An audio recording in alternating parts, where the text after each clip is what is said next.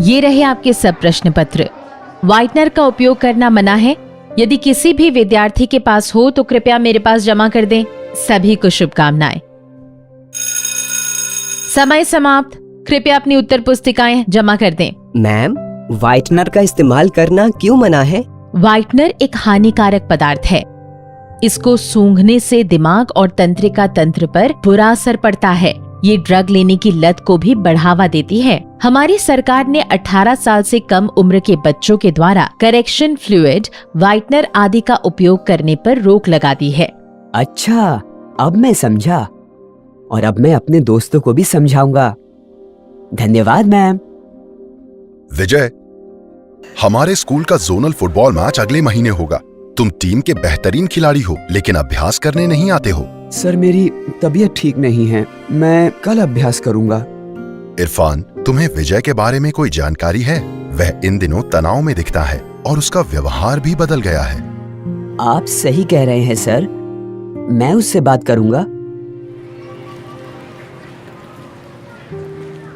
दुकान वाले से कहो कि वह अपनी दुकान यहाँ से हटा ले। सरकार के आदेशानुसार 18 साल से कम आयु के व्यक्तियों को तंबाकू उत्पाद बेचना वर्जित है और शैक्षिक संस्थानों के 100 मीटर के दायरे में भी तंबाकू उत्पाद बेचना वर्जित है। विजय, तुम अकेले क्यों बैठे हो? क्या बात है? इरफान, मुझे मदद की जरूरत है। तुम्हें तो पता ही है कि मेरी पढ़ाई सही नहीं चल रही है और परीक्षा भी शुरू होने वाली है। इससे मेरा तनाव बढ़ गया है। हाल में मेरी दोस्ती मेरे पड़ोस के कुछ बड़े लड़कों से हो गई है। कुछ दिन पहले उन्होंने मुझे तनाव दूर करने के लिए सिगरेट और कुछ पाउडर जैसी चीज दी थी। मैंने वो इस्तेमाल किया और अब उसकी लत लग गई है।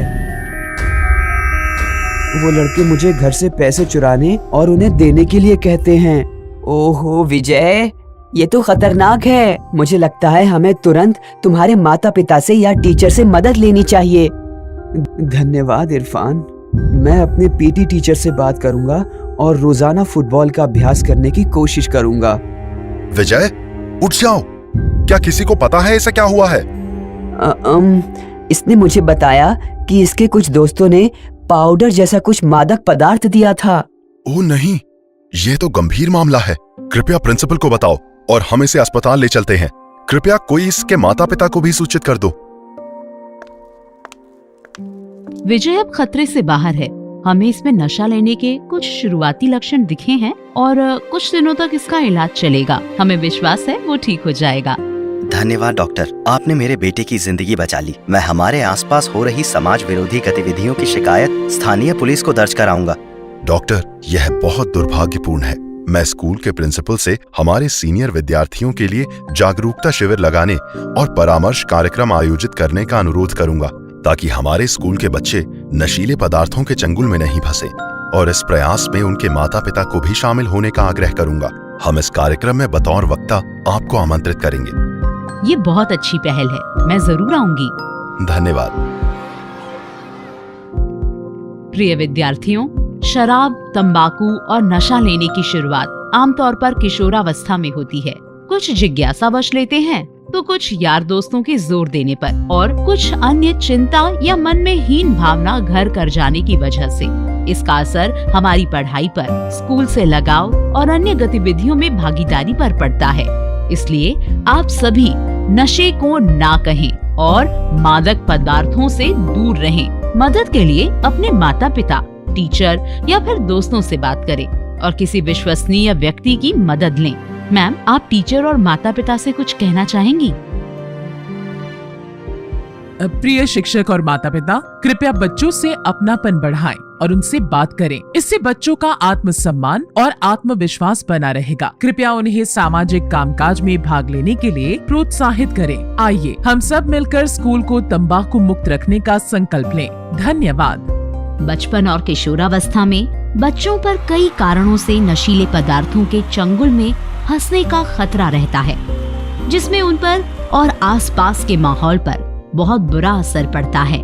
नशीले पदार्थों का बच्चों के मानसिक एवं शारीरिक स्वास्थ्य और कुल मिलाकर उनकी खुशियों पर बहुत बुरा असर पड़ता है। इसलिए उनके माता पिता और शिक्षकों को चाहिए कि वे बच्चों को ज्ञान और कौशल प्रदान करें जो उनके आत्मसम्मान को बनाए रखने में सहायक होगा और उनमें जिम्मेदार नागरिक बनने की क्षमता का विकास करें। विद्यार्थियों को बुरी आदत में साथ देने वालों से दूर रहना चाहिए और जरूरत पड़ने पर अपने दोस्तों, शिक्षकों, माता पिता और किसी अन्य विश्वसनीय व्यक्तियों की मदद लेनी चाहिए। बच्चों, नशीले पदार्थों के खिलाफ इस जंग में आप अकेले नहीं हैं। यह हम सब की जिम्मेदारी है कि नशीले पदार्थों की रोकथाम और इस समस्या का निदान करें।